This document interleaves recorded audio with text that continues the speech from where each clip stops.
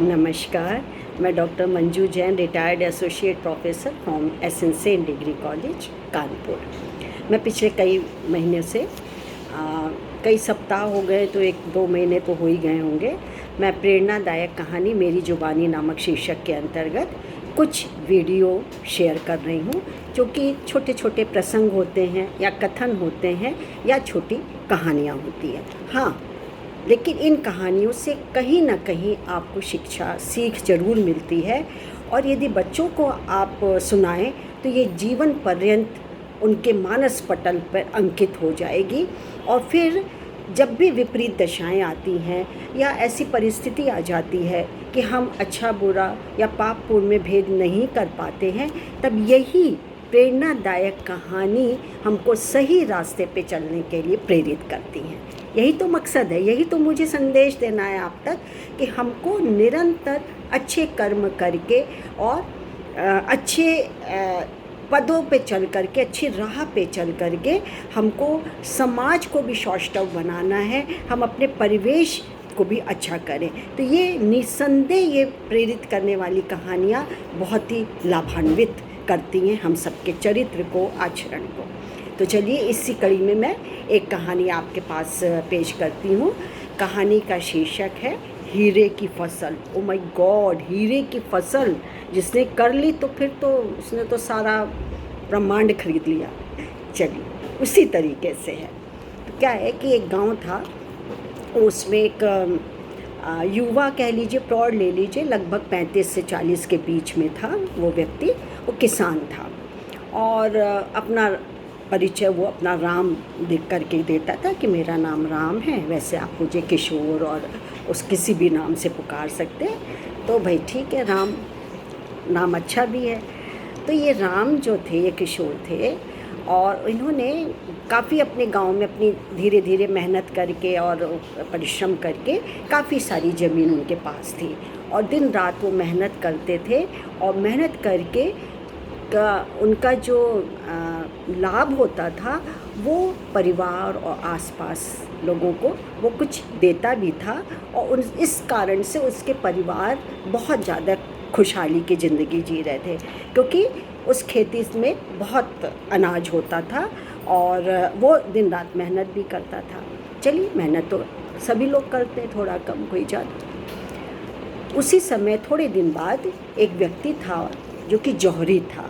जौहरी मतलब जो हीरे और सोने के जौहर परख करते, वो जौहरी था। उधर से निकल रहा था, उसको प्यास लगी, वो रुक गया। बाय द वे वो रामू का ही खेत था, तो उसको प्यास लगी, उसने पानी मांगा। रामू ने उसको भरपूर पानी पिला दिया और कहा कि चलिए, आप विश्राम करना चाहते हैं तो मेरे घर पे आप जा सकते हैं। तो उसने कहा कि नहीं, मुझको तो जाना ही है। और तुम क्या काम करते हो? बोला, मेरी तो खेती है, मैं तो इसी खेती में गुजारा करता हूँ और भगवान की दया से मेरा खूब अच्छा चल रहा है। तो बोले, तुम दिन रात मेहनत करते हो? बोले, हाँ। बोला, मैं तो देखो जौहरी हूँ, तुम ऐसा करो कि ये खेत वेत कितना परिश्रम करना पड़ता है, तुम हीरे की क्यों नहीं खोज करते हो? और तुम मान लो तुम्हारी उंगली है जितनी, उसके आधा बराबर भी हीरा तुम पा लोगे, उसको बेचोगे, इतना धन आ जाएगा तुम्हारे पास कि तुम एक छोटा मोटा राज्य खरीद सकते हो। फिर तुम्हारे पास नौकर चाकर, प्रजा, शासन, प्रशासन सब कुछ होगा। और यदि उंगली के बराबर खरीद लोगे तो क्या है, पूरा देश तुम खरीद सकते हो। फिर तो वारे न्यारे। तो उससे सुना, लेकिन रात में जब वो सोने चला तो रात भर उसको नींद नहीं आई।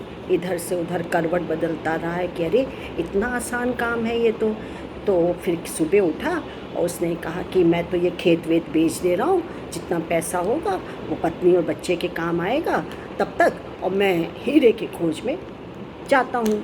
सो उसने वही किया, खेत को एक दूसरे व्यक्ति, शाम के नाम कर लीजिए, शाम को बेच दिया उसने।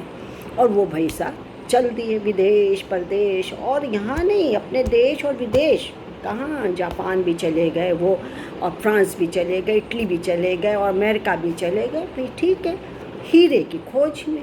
लेकिन भैया जब लौटे वो तो ठन ठन गोपाल, ना मिला उन्हें इतना बड़ा हीरा कहीं भी, या कोई देना नहीं चाहता होगा, या इतने पैसे नहीं थे, जो भी बात है। लेकिन भैया उसको हीरा वीरा कुछ नहीं मिला। लौटा लौट के वो मायूस हो के कि मैंने तो खेत भी बेच दिया, अब मैं क्या करूँगा।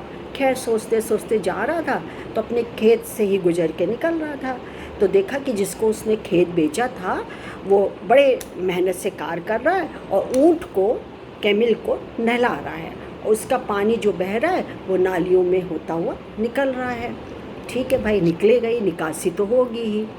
तो भाई आया गया, देखा कि पानी बहुत चमक रहा है, तो चमक रहा है तो ठीक है, उसने पूछा उससे शाम से कि भाई ये पानी कैसे चमक रहा है, यहाँ क्या है। तो बोला कुछ नहीं, पानी है, पानी में सूर्य की रोशनी पड़ रही है तो चम चम चम कर रहा है। बोला अच्छा इतनी दूर तक? बोले हाँ इतनी दूर तक, जहाँ जहाँ पानी जा रहा है वहाँ वहाँ चमक रहा है।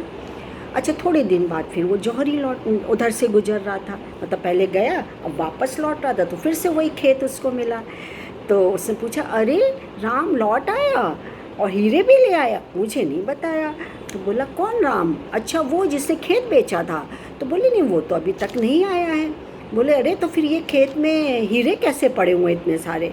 बोला नहीं महानुभाव, ये हीरे नहीं है, ये मैं अपने ऊँट को नहला रहा था, उसका पानी जो बह रहा था उसमें सूर्य की रोशनी पड़ रही थी इसलिए चमचमा रहा है। तो उसने सोचा ठीक है, लेकिन उसका मन नहीं माना।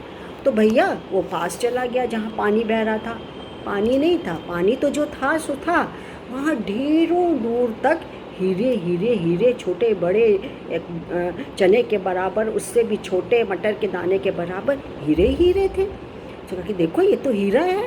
बोला अरे मैंने तो देखा ही नहीं, मैंने कभी सोचा ही नहीं।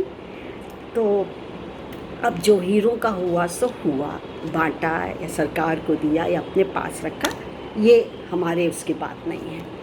लेकिन कहानी हमें एक ज़रूर एक छाप छोड़ देती है, वो भी एक सीख की छाप छोड़ती है कि हमारे अपने ही अंदर इतने गुण हैं, इतने अच्छाई है, हमारे आसपास का माहौल भी उस अच्छाई से हो जाता है, या फिर हमारे आसपास भी अच्छाई है, लेकिन क्या है हम अपने गिरेबान में झांक के नहीं देख पाते कि हमारे अंदर गुण समाये हुए हैं, हमारे कर अच्छे हैं, हमारे में इतनी अच्छाई है, हमारे में इतनी भलाई, हमारे में इतनी अच्छी दया है, हम देख नहीं पाते, या अपने जब परिवेश में हम भी उसको नज़ारा नहीं देख पाते, उसको देख करके भी नज़रअंदाज कर देते हैं, उसको हम लोग नेगलेक्ट कर देते हैं कि आसपास का माहौल यदि अच्छा है, साफ़ सुथरा है, स्वच्छ है, धार्मिक प्रवृत्ति के लोग वहाँ रहते हैं, विचारमान व्यक्ति रहते हैं, बुद्धिमान व्यक्ति रहते हैं, तो हम लोग उसकी कदर नहीं करते हैं।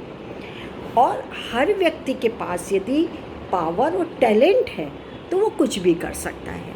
तो जिन खोजा तिन पाइयाँ गहरे पानी पैठ, अब जहाँ जहाँ जाएंगे अच्छाई को लेकर के वहाँ पे आपको हीरा सदृश ही लोग मिलेंगे। तो इसी तरीके से है कि आप यदि खेती कर रहे हो या कोई भी चीज़ है, वो आप पहले अपने अंदर ढूंढिए। वो किसान जिसका नाम राम था, यदि वो लगन से, परिश्रम से उसी ज़मीन को ढूंढता या देखता कि ये क्यों चमक रहा है या क्या बात है, तो उसको वो हीरा मिल जाता। लेकिन उसने नज़रअंदाज कर दिया, उसने उसको नेगलेक्ट कर दिया कि होगा कुछ भी होगा। और उसने भी, श्याम ने भी, कि अरे पानी है और सूरज की रोशनी से चमक रहा है, हीरे की तरह लग रहा है, मोती की तरह लग रहा है, चमचमाहट लग रही है।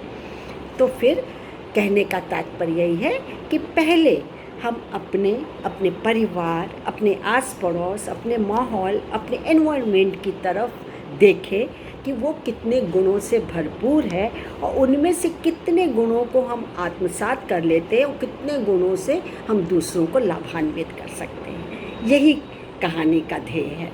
तो उम्मीद है कि आपको अच्छी लगी होगी। अच्छी लगी हो तो आप लाइक और शेयर करना मत भूलिएगा और सब्सक्राइब भी करिएगा, जिससे यदि आप करेंगे तो मेरा वीडियो आप तक पहले पहुंचेगा। फिर आज इजाज़त लेती हूँ, आज के लिए बस इतना ही।